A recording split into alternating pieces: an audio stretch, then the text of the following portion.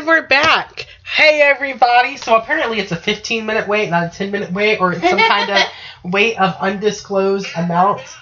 And... Oh, shit. What? Stop. Okay. What? Alright, so I had the webpage up, our webpage, right? And apparently it does stream live now. Spreaker didn't used to do that. There's a few second delay, though. There's a few second delay, though. So, the thing that I was just swearing at was our webpage, which started unauthorizedly playing our broadcast as we were broadcasting. So, I'm good now. I'm back. I'm going to stop freaking out, I promise. You, research away. I am. We're talking. So, after that wonderful conversation about deities and where mine come from and that kind of stuff. We got me thinking, and we were just talking over the break. But it's time to move on. Witchcraft! Introduce us. Picture me with fire flowing from my hands. Actually, don't, because that's not how this works. This, unfortunately, is not Harry Potter. I do not wave my wand, and sparks do not fly out of it. Although, if it did, you could bet your ass I'd be using it, because that would be amazing. Funny story. I was watching that movie Twitches one time. I love that movie. I do love that movie. And there's that scene where someone makes a magic apple. They're like, oh, look, it's an apple and it's magic. I don't remember the actual scene, but someone makes an apple out of magic. Anyways, or fruit or some shit, right? I don't remember that either. It's either, I think it might be in the sequel. Might be. Right? I'm pretty damn sure it's the sequel. Anyways, okay. Somebody makes a magic apple. And I'm sitting there on my bed, I'm watching Twitches, and I'm like, why can't I do magic like that? And clear as day, the voice of the Morrigan comes to me and says, because, Nani, you'd be fucking ridiculous if you could. That's why. That's why I say no. And I'm like, yeah, probably. Mama just tells it like it is. That's fascinating, actually, that she would actually deny you magic because she knows. She knows me. She knows our wonderful human minds would do crazy-ass shit. Yes, specifically me. Because, honestly, I'd be running around going, here's an apple, there's an apple, everybody have an apple, and then I would never eat them, and they would rot into the carpet and bugs. Be grossness. And then I'd be like, oh god, I learned how to create apples. I never learned how to uncreate apples, because I arrived to direction the shit without really thinking things through. Anyways, I actually got initiated into the ways of the magics today. Yes, she did. But, magic. What is magic? Magic is a force, kind of like gravity. It's just there. You don't necessarily need a religion to practice the magics. If you read the Dresden Files at all, whatsoever, it's a little like that, but, less flashy. But Harry actually does a really good job of explaining basic magic principles, i.e., you do not need fancy things. You can make potions with Coca-Cola in a water bottle if you really want to. Right? Really? Yes. Because magic is a lot about symbolism and intent. It's a lot about intention and symbolism. Kind of like the jar spell. So, the spell that Teddy and I did today was a jar spell. Jar spells are really interesting because there's a lot of different jar spells you can do. But I like the variety that I refer to as the shake and stick. Meaning, you shake the shit out of it and then you stick it somewhere. And then it works. The idea is that the spell is fueled by the energy you expend in shaking the jar. And so it's kind of a shake as needed, but it's the spell that you can kind of reactivate whenever the fuck you feel like you need/want to. Does it matter where you put the jar? Not really. I tend to put mine someplace that, it depends on what I'm doing. If it's more like take your negative energy and get the fuck away from me, that kind of a spell, I tend to stick it somewhere where I can't see it, because the point is for it to go away. Yeah. Right? And shake is necessary.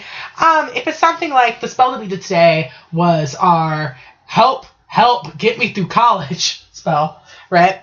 Which I was actually inspired because we went to this campus event thing today that had to do with apartment housing, but they gave us these grab bags, which were college survival kits. And they were all cutesy, and they were like, a lightsaber to help you when you were drowning in information, and like a sponge to help you soak up all the knowledge. And really, that kind of symbolism is the basis of most magic. So, we pretty much took most of what they gave us, added some extra shit, put it in a jar, and when adding Shook each the thing, life out of it. yeah, when adding each thing, gave us a hint like this lightsaber is to help me when I am drowning in information. This sponge is so that I may soak up the knowledge. This safety pen is to keep me safe. Yep, to keep me safe and to stab mine enemies. Hers was to stab her enemies. Mine was just to keep me safe. I like me being not bothered by mine enemies. Not that I really have specific enemies, but just in case. Yeah, just in case somebody means me harm, they can GTFO. Let's keep in mind that my mother deity is a war goddess. Right? And when I do magic, I tend to invoke her specifically. Like, ask her, like, hey, as I am doing this good life spell and would like, my people that wish me harm to GTFO, hey, mama, can you make sure that they GTFO? Because that seems to be in your jurisdiction. Whereas Teddy, it's more working from her own inner energy. Because we all have energy. That's maybe physics. My lack of vengeance is why I didn't get called on. I don't know. There were some passive as fuck people, though, that received the call. So that is true. More about that, though, in a different segment, because this is witchcraft. Anyway, it was just a passing comment. No, I'm just trying not to rev back up into a whole other segment. But the jars turned out really pretty. They did. Because I like aesthetic, and especially when I'm making a jar for positive things, it tends to be something that I want to look at because, to answer your question, with positive magic like we did today, I tend to put it somewhere. Right? Like, I tend to do a lot of symbol magic, like, where you arrange letters in a certain way and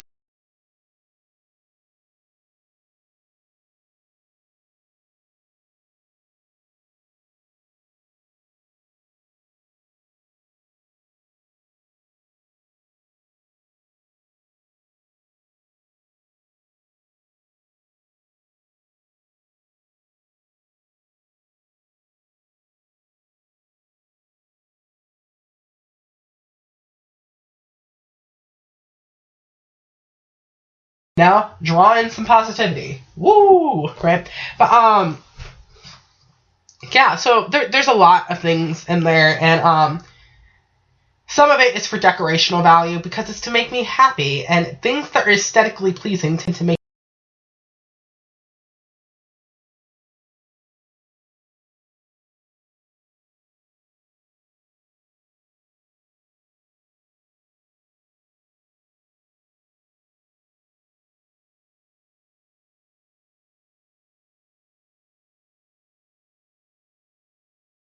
good fortune, cinnamon,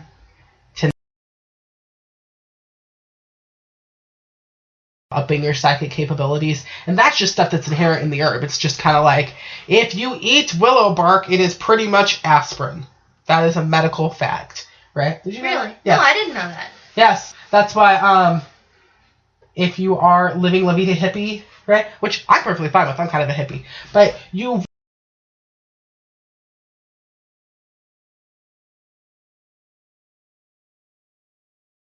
because certain things that we eat have actual medical uses that we don't realize they have, i.e. willow bark can be made into a soup. Willow bark soup is pretty much like giving them aspirin. Giving somebody aspirin when they're already on drugs in the hospital could kill them. So, do not give your children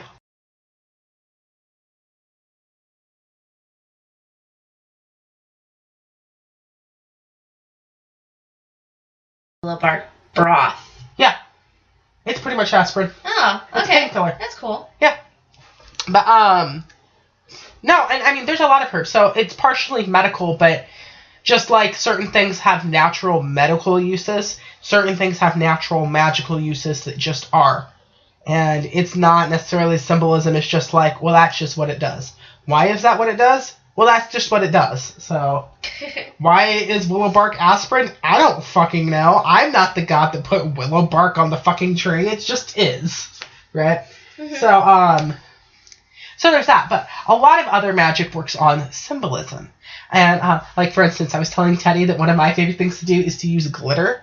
And this is like symbolism is personal, so it really depends on how you see things. Because other people look at glitter and go, "Why the fuck are you gonna use glitter in magic? What are you, 5?"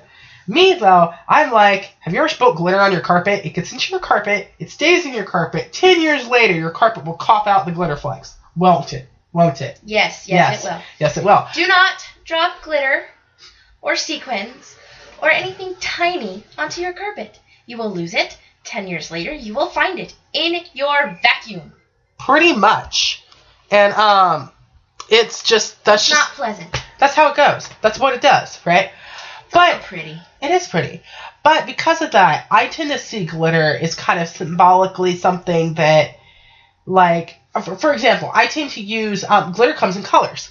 Color magic is a whole field of magic that you can use a lot of different things for. But, like, red can represent things like passion or love, sometimes anger. Green can represent things like wealth or prosperity or good fortune. Gold can represent money falling into your lap or general positive things. Black tends to usually stand for banishing negativity, etc., etc., etc., etc., right? So, with glitter, I tend to take my working knowledge of color magic, slap it with the glitter, and kind of, like, if I'm dumping mass quantities of gold glitter, it's because I would like good fortune to fall upon me in mass quantities, get all up in my proverbial carpet, and never leave. So, it's kind of symbolic of it invading every part of your life and staying there. Like glitter in carpet. So, glitter is one of my favorite things to work with. Also, in a shake it and stick it kind of jar spell, it's really pretty swirling around in the jar, and it just makes you feel like it's doing something. Especially when you put water in it. Yeah. And it can swirl like that tornado that you used to make when you were little, because it was just so cool. Yeah. And that's another thing. Like, this particular jar spell that we did today is a dry jar spell, meaning there's no liquid involved in it. Although I did bless it with liquid in jar.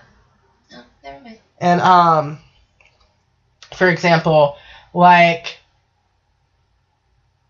another way that I could do the same kind of thought, like, let's say that I would like happiness and good feelings and money, especially money because I'm a broke-ass college student, to just invade my life and stay in there, right? You could use, like, tap water and shove it in a jar and be like, this tap water represents my life, which is barren of shit. And should you be possessed of gold ink because you just have money rolling off of you and can go forward to buy shiny gold ink, you could take a couple drops of it, drip it in the water, and that ink then can represent good fortune permeating your life, and it will change the color of the water. So it's the same kind of effect that incidentally, rum and black ink is really, really good for fucking over the lives of your enemies. Rum. Really? Rum and black ink. Not vodka. Rum. Well, I only used rum and black ink. I mean, I suppose if you wanted to use vodka, I'm just... It's the color. I know, I'm laughing at you. I like rum! I'm laughing at your choice of liquor, that's all. Let's set sail with Captain Morgan, though we never leave dry land. Okay, I'm done. I swear to God, I'm going to stop singing on air. No, I don't. I really don't. But, so... Yeah, it's a lot of symbolism, and contrary to what they show in the movies, I mean, it doesn't always have to be complicated, because movies and shit tend to show a lot of hand waving around and incantations and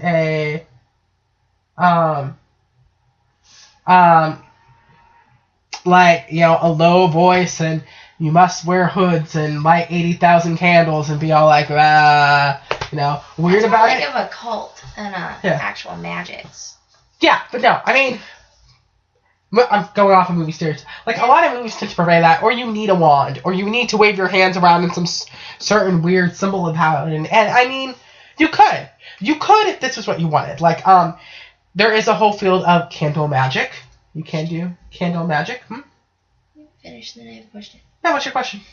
Have you ever seen Charmed? No. No? Okay, never mind. Why? Because my question, you won't understand my question. Sure. Well, they use, they have like a bowl that they put stuff in. Like a cauldron? No, not really a cauldron. It's just like a metal bowl. And they put in their herbs and stuff that they need to make potions. Mm-hmm.